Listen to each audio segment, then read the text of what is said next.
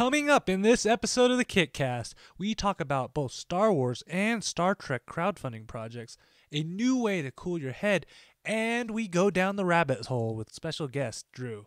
So sit back and relax. It's time for the KickCast. Hey everybody, welcome to another episode of the KickCast, and this is actually a special episode of the KickCast because we actually have a guest co-host on here. If you guys ever wondered where in the world I learned how to make all this video look good, this is from this guy right here. All the stuff that looks bad, that's me not listening to his advice. So let me introduce you guys right now to the one and only Drew. He's a great buddy, great ideas. And so Drew, how are you doing today? Very good. Thank you, Kevin. That's some sweet words. I wish I knew where I learned all my video from, but your stuff looks good, so that's good. Thanks for having me, by the way. I'm really excited to do this. Oh, I'm super excited on this. So if you guys have never actually seen an episode of the KickCast, I would be like, what in the world are you guys doing? The idea of the KickCast is I'm a huge fan of crowdfunding projects, and the thing with crowdfunding projects is there's a lot of projects now. It's starting to boom, and what I like to do is to go out and find the more unique projects out there and bring them to you. But before we actually go into the projects right now, let's look at some news. Our biggest website, of course, is Kickstarter, and one of the things that people have been complaining about all the time is the lack of an iPhone app. If you've ever tried to navigate the Kickstarter site on a tablet or anything, it's a pain in the butt right there. So I think it was about a week ago, the Kickstarter actually announced they have a Kickstarter app for the iPod and iPhone, not iPad, unfortunately. And of course, my screen stopped working. Demo fail. Here, I got a demo here. Check it out. So it actually looks pretty good to me on there. And the idea of the app is actually, it looks a lot like Instagram, I would say, on there. That's what it reminds me of, is Instagram. And so what you can actually do, there are actually a lot, it looks pretty. So the first thing is there's different profiles. So there's actually an activity tab for all those different projects and everything that you've been working on, where you're like, oh, I followed this project, or I backed it, and it's giving you all these updates and everything on there. So it's one nice, easy to find interface where that goes. And then after that, there's what I actually like is there's a GPS locator on there, and it actually takes your GPS location, and it'll find projects near you. And of course, for me, you find a lot of Salt Lake projects and everything. So I think that's actually really cool. The one thing that I actually don't like about this is how they have everything organized. The categories, it just usually has. So they introduced tags that we had talked about in our last project, that you can't find anything by tags using this. And all you can find is recently launched, staffed picks, popular, starred, or the usual categories that we've seen before, where it's been like just like art, comics, technology, and everything. So that's a little kind of drawback. And what I actually wish was there's like a shake to find a different project or something, just kind of like a stumble upon. Like a shake for random kind of a deal? I would love that. I would love that, and to see there. And there's one tab that I couldn't show off because I don't have any Kickstarter projects, and that's actually the one where you go, it gives you updates on your different status projects and everything. So if you're hosting, or if you're it shows you how, and it will give you push notifications and everything on that. So that's really cool. What I actually found hidden though is if you go to your profile tab, and if you pull down right there, it comes up with the little pie graph of all the projects that you can back, or you've already backed on there. Mine's like peppered with different colors. Yeah, I was gonna say you probably backed many more. I buy diapers for my kids. Yeah. So like, Drew, how do you feel about this app? Because I remember that when I'd never look at Kickstarter on my phone, never, because I thought it was like. Yeah, I was gonna say I would never do that, but I like the app. I think that it feels clean, and for a first out the gate, it's got everything that you you would want to. I think that the stuff that you're looking for, like especially where they just announced tags recently, it makes sense that that'll come out in an update sooner or later to add tags is something that you can sort through. But overall, you're just getting in and out of projects is really kind of pretty cool. I love the close to me idea. I love to think, okay, here are the people that are in Salt Lake or nearby that I can follow. I found some really cool projects that way. Some I kind of went, okay, you'll never get your $150,000 for that one. But some were like, oh, hey, that would be kind of a neat one to follow. So I like it. I also like the side of following my own activity. One of the projects that I subscribe to is a documentary about Big Bird, and I get the emails. And when I go to the site, I can follow kind of their stuff, but it's kind of nice to be able to read their updates in the right there in that activity tab and say, oh, okay, well here's what they've done for the latest blog update on the private blog and some of those things. So I dig it. I really dig it. And I agree that there's some room to grow. Yeah, they put a lot of thought into it too, because if you notice things like in those update tabs, they make it look like a text message window if you've used iOS. I'm hoping they're gonna get a iPad version soon, but of course, you go for where the most of the population is right there, so right. You go with the iPhone on there. So that is actually the iPad app. It's free, so you don't have to worry about paying money or whatnot to get that. So I'm a fan. Yeah, I'm a huge fan, so make sure you guys check it out.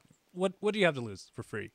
And then, so this is one thing that's actually was sent in by LaserNorm, and I kind of caught was, as of recently, there was a Kickstarter project that actually came out, issuing open source Death Star on there, and so it's entirely a joke project. And I noticed that 20 million pounds? Yeah, so that's about $31 million, and they want to build a Death Star right there. The nice thing about this Death Star is, since it's going to be open source, people can find flaws like a exhaust port and fix it before we build it on there. And then in response to actually these different... What's amazing is that's got that's already close to 500,000. Yeah. Granted, they know it's somewhat of a joke, and they're probably just throwing cash at it and saying, "Oh, I'll give this much," but still, that's an impressive amount. So now, yes, the counter. The counter on there is there's two projects. I found not one but two projects that are trying to build a squadron of X-wings. We can get this to load. Nothing like having your computer crash midway through the show. Right here, and here's one of them, is they want to build a Rebel Alliance X-Wing Squadron on here. And this one's actually has more money than the Death Star already. And this one's asking for $11 million, and the other one's asking for $20 million. I love that the 20 million is doing it in pounds, and this X-Wing one is doing it in US dollars. In US dollars. And as much as I like these ideas about having these joke projects and everything, I'm a little worried about it, because the one thing about Kickstarter that kind of keeps the projects a little bit, I think, a higher par than some sites is they don't accept every project. They kind of curate it, and I really hope this is a one-shot thing and they're not going to keep doing this often as a joke where, crowdfunding is still a brand new idea to most people. And I tell people about Kickstarter and other sites like that. They're like, what is that? I really don't want it to turn into like, oh, yeah, I remember that funny joke that they did. Yeah, they're, they actually collect money and do things on there. Right. That I'm really hoping this is a one-time thing and it's not going to be consistent on there, or we're going to have like the site just filled with joke projects and maybe one or two real things. And it's already hard enough to find good projects, because I know I spend hours looking through the site to find projects for the show. But like anything online, you're looking at once you can curate that, once you can have your favorites, your tags, and stick within your niches, maybe there's some hope that you'll still be able to track down things local or things that you're interested in, and those more viral-ish type of funny things will you can cut through the clutter. But that's always a hope. Yeah, and that's why I actually didn't do this as a featured product, and I put it in the news instead. Because it's up to you if you want to back, sack, or track it, but I don't think these projects are really going to take your money and do anything with it. On there. All right, so let's go on to actually real projects right here. And this is this is the reason why I have you on the show today, Drew, and it's the Hatter M, Zen of Wonder. So tell everybody, what is this? Boy, there's so much to say about this, and this is one that really caught my eye that I'll be backing. I just can't decide where to stack it, where to get into it. But let me tell you a little backstory. This is the Hatter M, Zen of Wonder. It's a graphic novel by Frank Bador. He's written several prose novels. I've got a couple back here as my props.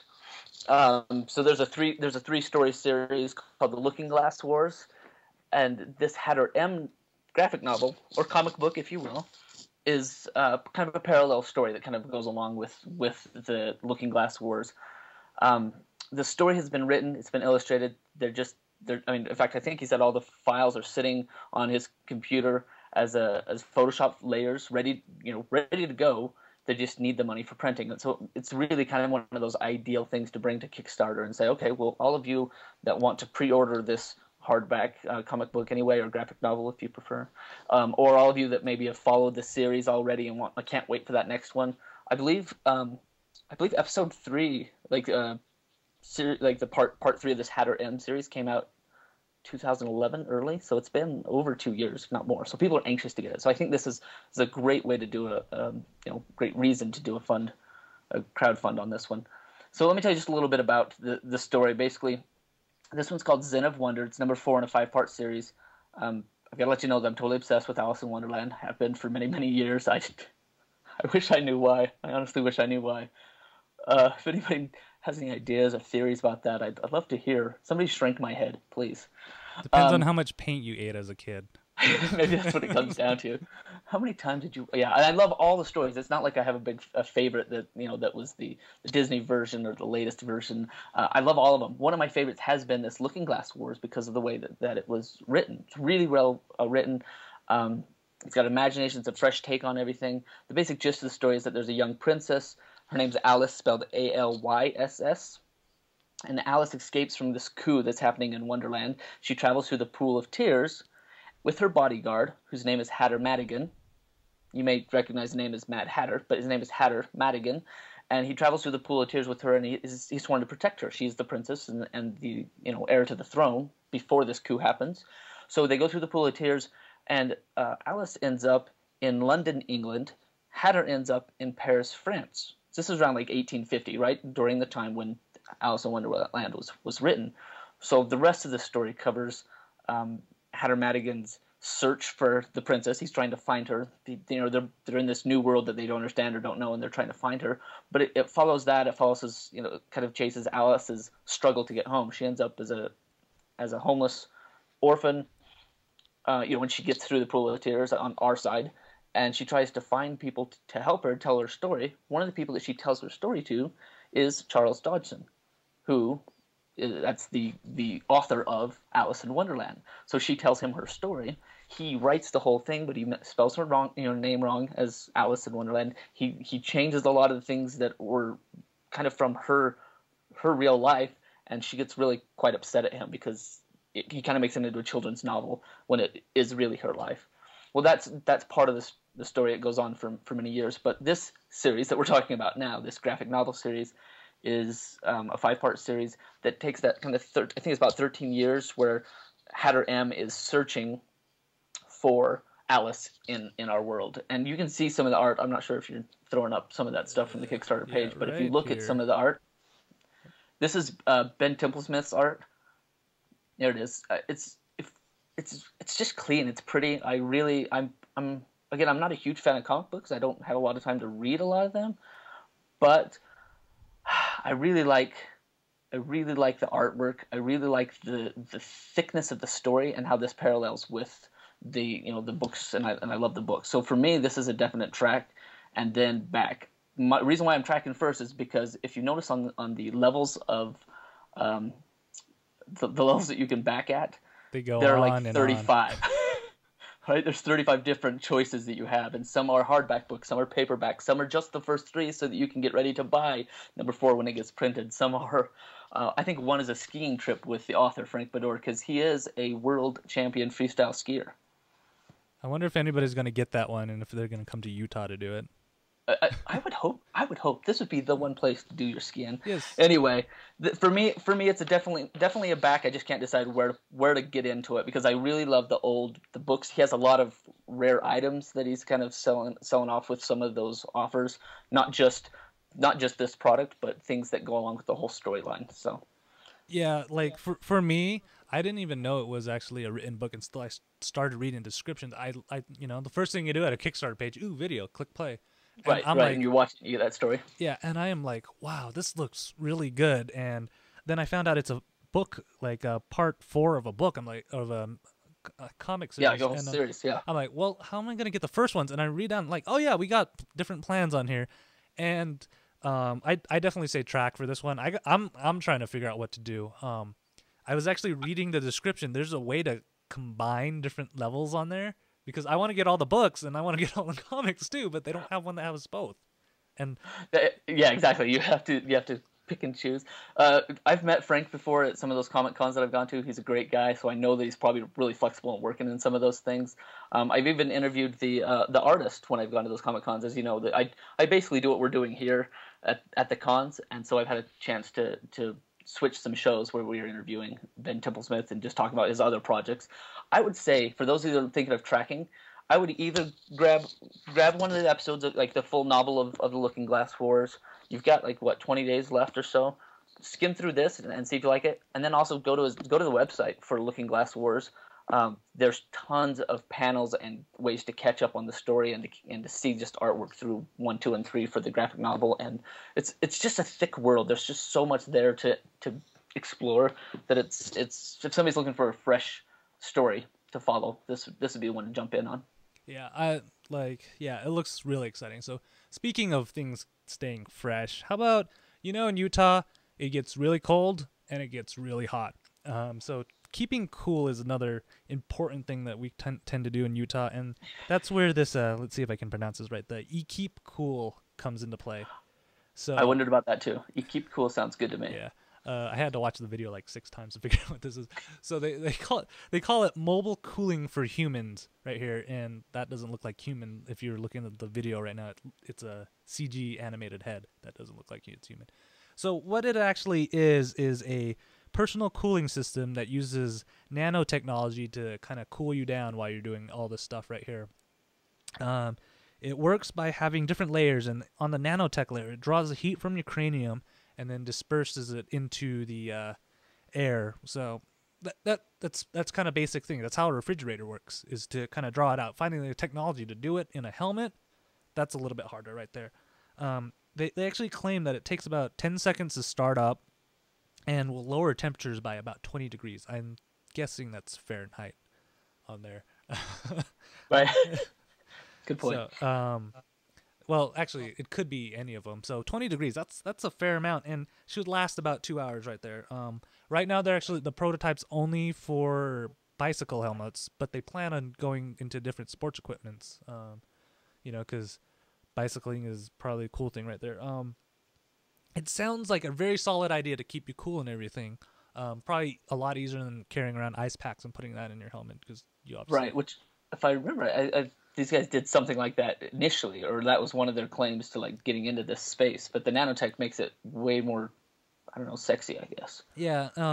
The only thing, like, I actually like this idea. This is a great idea. It's using technology that we've developed. Everybody hears the word nanotechnology. I'm like, ooh. And we've had a lot of this technology. It's just applying it to something to make it work.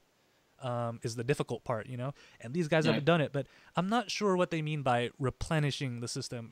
Do you have to replace the packs, or do you have to do something special to it on there? I had the same question with the replenish, and then just the guys themselves, there was just kind of this aura of, I don't know, it was like smart guys at the Cool Kids Club. It was kind of a strange feel from watching them. That's the thing, is like, I can definitely tell these are super, super intelligent guys on there, but guys, find somebody a little bit better to make your videos. I'm just saying. It wasn't that bad, but I did remember I watched it and I was like, interesting idea. But it was a little, not hokey. I don't know. It was kind of cookie. Yeah, I don't know. Yeah. But that's what we do. So yeah, the project itself, if we stay focused on the project itself, it does sound interesting. It does, and I'd have to say that for this one, it's a track for me, because I don't, first of all, I don't bike, so I really like this idea. So I would track it, and if they're really close to the goal, I'd help kick them over. Like I said, a lot of people kind of treat Kickstarter as, oh, I'm gonna get something out of it, but me, I'm like, hey, this is a really good idea. I really like it, and if these guys need that little extra push, I'll give them that little extra push on there. And that's just something where I think people forget a lot about when they're thinking about crowdfunding projects right there, is that you're really helping them get their idea off the ground and not really expecting something out of it, even though a lot of projects have that. Excellent point. I think that it kind of gets into that mentality of, I'm going shopping for new things that I won't get for 6 months, when really it should be, can I support this venture, this idea, I totally agree with that. And for me, this one is a track, borderline track. I don't exercise. I don't do things that make my head hot. I mean, that's just something I'm adverse to begin with. But if I were working a job where I was, like, when I did photography out in Bakersfield, California, where it was 120 in the daytime, then a cooling head gear that'd be cool. I'd be okay with that. Yeah. So I'd say track, for me, it's a track, and like, I really hope this is successful and they come out with just a normal hat version. I'd wear that outside. That'd be perfect for what I need. All right, Drew. So on to our next and final project right here. We've mentioned Star Wars in this episode. That's true. I don't want to play favorites in the sci-fi world, so I have to mention Star Trek on there. And the one thing in Star Trek that I have always wanted ever since I've gotten a cell phone is a communicator, because you always hear him. You see Captain Picard going, "Number 1, 2 to beam up," or something like that on there. And I'm surprised nobody has ever made it until I found this project right here, and it's actually literally called the Comm Badge. The Comm Badge, yep. So it's an impressive idea. I'll give you that. Yeah, it's a pretty cool idea. And as I pull it up right here, so what it is a Bluetooth speakerphone that you can attach to any piece of clothing, and like they literally took inspiration from Star Trek for this. You can see it pretty much looks like one of those lanyards that you have your badge on. I have something similar to this.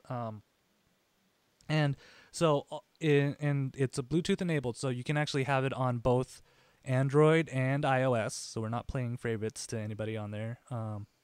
And all you got to do is just tap it, and you can use Siri or Google Now, I think, is the voice command in Google on there. And then what I actually like they actually added to this is there's a wireless tether function. And I've been waiting for my Pebble Watch to get this app, actually. And the wireless tether function is if you walk away from your phone past the distance, the actual comm will buzz or light up or make a noise and be like, oh, crap, I just left my phone there, because sometimes I don't do the greatest job in knowing where I put my stuff on there. See, I put my credit cards and all my important things in the same box as my phone, and so if I lose it, I lose it all. Screw it, I'm done. Pretty much. And then so what's interesting about this, and I think they don't mention it as much, is the range for the speakerphone, because it is a speakerphone, so you're transmitting sounds over the air. It's about a foot. So that's good enough for you to kind of make out what's going on. But they say that the way they structured it is to keep the audio from going everywhere, so everybody hears what you're saying. After a foot, it becomes scrambled, so people can hear you're talking on the phone, but they can't tell really what people are saying from the phone. I'm not sure how that works, to be honest with you, but they say it can do that. So, that way you don't have to walk around and say, "Oh, this guy's talking to himself." Right, so it's almost as strange or even worse than something like the Bluetooth earphone, where you know that they're hearing it, but you still have to hear their half the conversation. But I would wonder if this would work in a noisier situation, right? I mean, well, they claim running on a busy street, or they claim they're using pretty state of the art noise canceling technology on there, and so I really like this idea. I don't think I'd use it every day, but I kind of really want one. And my only drawback is they didn't make one that's colored like a communicator from Star Trek. They have a black one and a white one, but I'm like, where's the chrome and where's the silver and gold one? I'd probably get it. There's like silver and chrome on it. It's got to be authentic. My inner nerd is like, Well, it is a pretty cool functional piece. I think it looks like it could be functional. My problem is I just don't see many people wearing it. They show off people running or doing jobs like cutting hair and being able to like change my appointment. It just feels too big for that for me. Like to have this, it just feels too big. If it was half the size, I think I'd really jump on it because it is kind of a cool idea. But where they have that, it just feels too large. Which is why I think that like a bracelet or a watch or something that does the same stuff could work. But that's just me. I think it works for certain situations and certain people. Like the badge idea on a badge holder, that's fantastic. I'd love to be able to have my phone with me all day long if I had to wear a badge. Yeah. The funny thing is, like, the more I think about this, like, if you took this, the Pebble watch, and like a couple of other things, put them together, we're getting closer to that Dick Tracy watch that everybody wants. I don't think Dick Tracy was even popular when I grew up, but I still want a Dick Tracy watch.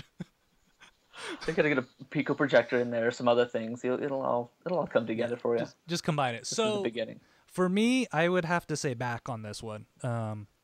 Unfortunately, I'm filled with a lot of Bluetooth stuff, but I have to say, if you're really looking for something and you're working somewhere, usually in an open air environment where you can't have your hands on and you don't want to wear a Bluetooth headset, because I do know people who are like, that hurts my ears, this might be a good alternative for you. And looking at the price, I think it was about starting around $85 and up for a price. That's about comparable to most Bluetooth headsets in its range on there. They do all those things, yeah. They kind of do all those things on there. So for me, I'd have to say back on that. And what was your? Mine's a track, and again, it's kind of like if I were really in a place where I was going to be in that, maybe the guy in the warehouse is holding a clipboard and 6 other things while I'm working, I'd be closer to a solid track, but it's a wavy track. It's kind of like, watch what it does. Oh, my other question on that was, this was a project that they're saying they're going forward with regardless, but they had an initial run that they got 30,000 out of an 85,000 request. So that was my question, is now the second project, this extension, I'm not sure how it works on Indiegogo. Okay. Maybe you can enlighten me. So this is a little weird. So this is actually on Indiegogo, so it's not on Kickstarter. Kickstarter is all or nothing. If you don't reach your goal, you don't get any money. On Indiegogo, they have 2 different funding models. One is the all or nothing model, and there's a flexible model, which is this. And the difference between that is Indiegogo takes a little bit of higher cut if you don't make your goal on this one. So I was actually reading through this because I noticed they did have another project on there, and what they're doing is they've already passed the design stage and everything, and they had enough money to get past that. Now they're up to the production stage. And what's happening is that they're trying to raise as much money as they can to get this into production, and the rest, they're either going to try and find an angel investor or some kind of venture capitalist, or possibly they might bootstrap it considering how much left they have on there. They've already exceeded their goal, so they just need that little push to get their project out. And I actually kind of like this approach where they take it in stages instead of doing one whole production run, because like the Pebble watch, that was a great idea and everything, and they were fairly well already along the process when they put it on there. But we've seen other projects where they're starting from scratch. These guys, it's kind of a new market where they're going into, and they kind of have no idea, and they're delayed by months to years, and people are like, we're Kickstarter, right. You don't get anything out of here, and these guys are just taking your money for no apparent reason. And I actually like this more staged approach on there, so you're not over-exceeding your expectations from people. Totally. Oh, that makes sense. So I did not realize that was the style they're doing on Indiegogo. That makes sense, because it's exactly a stage process here. We're going to get this far, and now we've got to get pushed to the next level. So it's coming. People that are backing it know what they're getting. That's great. Yeah, and so in Rev, he says there are actually already replica Comm Badges with Bluetooth functions on there. So he's giving it a sack on there. So yeah. Actually, so that's actually... He's probably a purist like you, where he wants the actual... It must be exactly 2 millimeters thick and whatnot. That's what I'm looking for. But actually, that's actually the end of all the projects we have right here.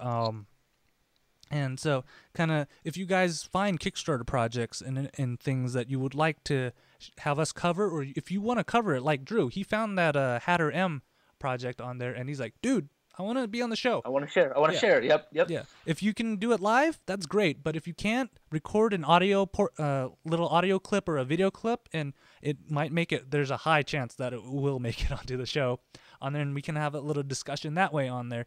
You can send all those to kickcast@ktdata.net. Or if you want to let us know on some of the social media networks we're on Facebook, facebook.com/kickcast, on Twitter @kickcast, and on Google Plus. I'm not going to give you the giant number, so just go to plus.kickcast.net on there. And you kind of see that I kind of mentioned Rev from the chat room and everything. We do try to record this live every Tuesday night on there, usually around 7. I started a little bit later today because I wanted to get Drew on, but hey, that's the fun thing about this is if you can't catch it live, you get catch the recorded version later on there. If you want to watch live, just head on over to live.kickcast.net, and that's every other Tuesday. So our next show is actually March 5th on there. So that's going to be an exciting one. And Drew, I have to say thank you very, very much for being on the show. Do you have anything that you want to plug right now? Oh, I'm always working on stuff and playing with stuff, but for now I'm just happy to be a part of your KickCast. Thanks for having me on and letting me share my ideas. Maybe I'll find some more for you. Oh yeah, it was fun. Like I enjoyed it, and I'm like, oh crap, the time's already gone. So I really hope so. And of course, everybody who's watching, listening, I love to get feedback from you guys. I love to hear from you guys. Nothing makes me more excited than somebody who's like, oh, that was a great project you guys. So let me know, and I hope to see you guys in 2 weeks. So until later, guys. See you in 2 weeks. Bye. See ya.